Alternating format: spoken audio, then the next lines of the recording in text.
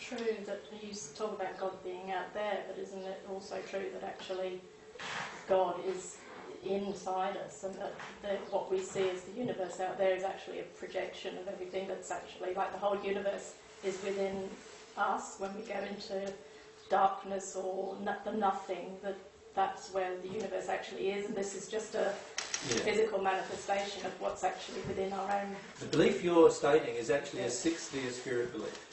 It's a belief that many spirits on the natural love path finish up believing. The truth is actually that God is not inside of you. God is actually an entity that exists and existed before you even existed. And God also has the ability to be inside, or part of God has the ability to be inside of you, but only when you ask for it. So many people feel that we were all born with God inside of us. The truth is actually quite different to that. If we were born with God inside of us, God would have already broken one of her own laws, and that is the law of free will. But is that what people talk about when they talk about realising God? You know, that people have a point in their lives when they realise they don't know God, but then they suddenly realise God. All realisation of God is due to them beginning to receive divine love. In other words, there's a feeling in their soul where they begin longing for God, and all of a sudden at that moment the communication, you could say, begins between God and themselves. And as God's love starts entering them, they actually realise that there is this entity outside of themselves that existed that they weren't experiencing before, but they are now experiencing. So a lot of the New Age beliefs nowadays actually prevent you from having divine love enter your soul. And the way they prevent it is by causing you to believe that you already have it. And if you think you already have it, you're not going to ask for it, or you're not going to ask for more of it. And so my suggestion is view God differently. View God as an entity outside of yourself with whom you can have a relationship. In other words, view God and yourself as in a parent-child relationship. God's your creator, God's your father and your mother. View God that way, in this personal way, and then realise that you can personally connect to this God through the longings that you have developed within your own soul, within your own emotions.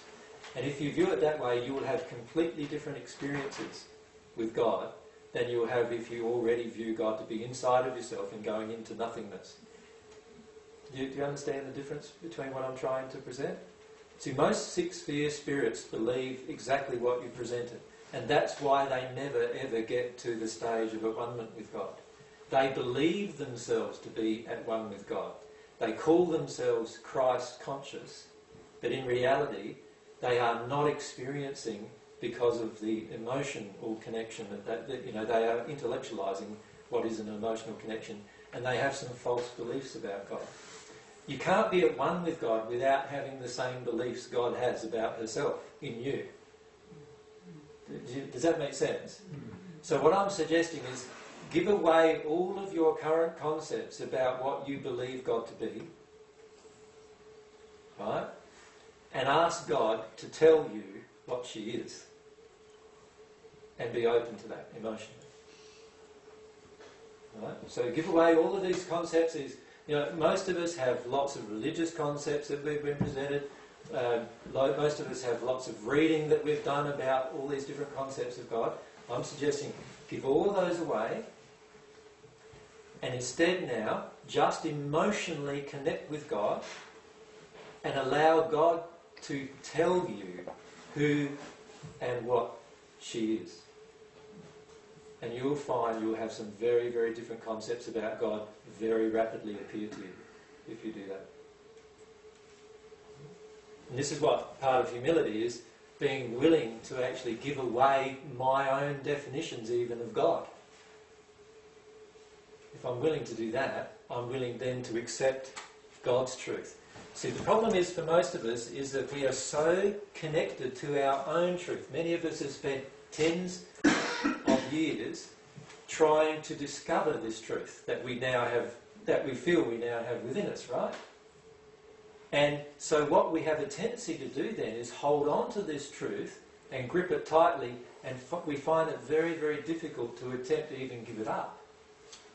My suggestion is you are going to have to give up all of your own concepts of truth and allow God, through this emotional connection between yourself and God, allow God to define her truth to you. And if you completely allow that experience, you'll find some really strong definitions of truth come to you about God and about who she is and what she is and all those things, if you allow that experience emotionally. If you don't allow that experience emotionally, you will hold on to your own concepts of truth and your own concepts of God. And if you do that, what will happen is you're now, and when you think about it, it's quite a proud thing or an arrogant thing for us to attempt.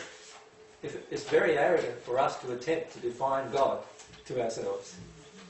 We're actually wanting God to conform to my own concept of God.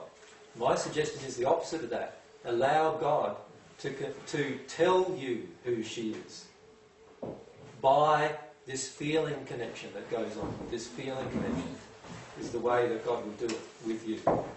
And you won't need anyone else in that process. It's all just between you and God. Does that make sense to everyone? Yeah?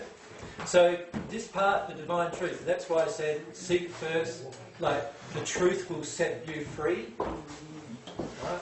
The truth, I'm not talking about your truth sets you free, that doesn't set you free. Many times you'll hold on to your truth and you'll be stagnant for a long time, right?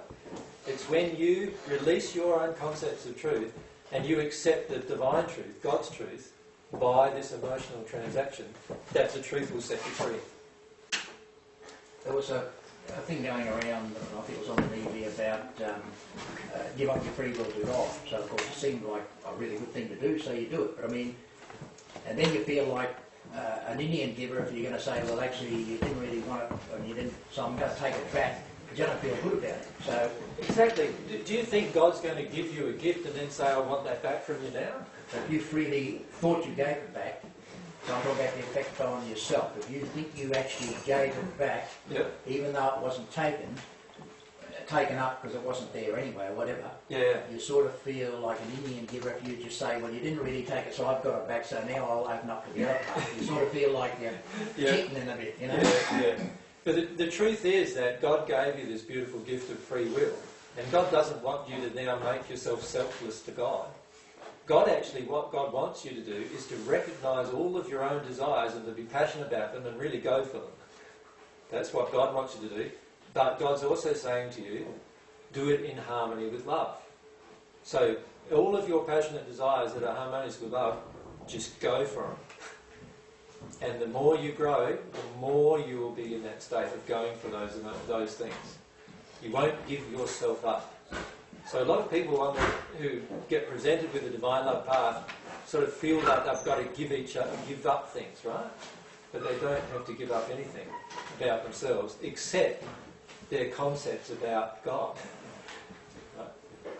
God's going to teach you about yourself, but you're going to have to give up some of your concepts about God.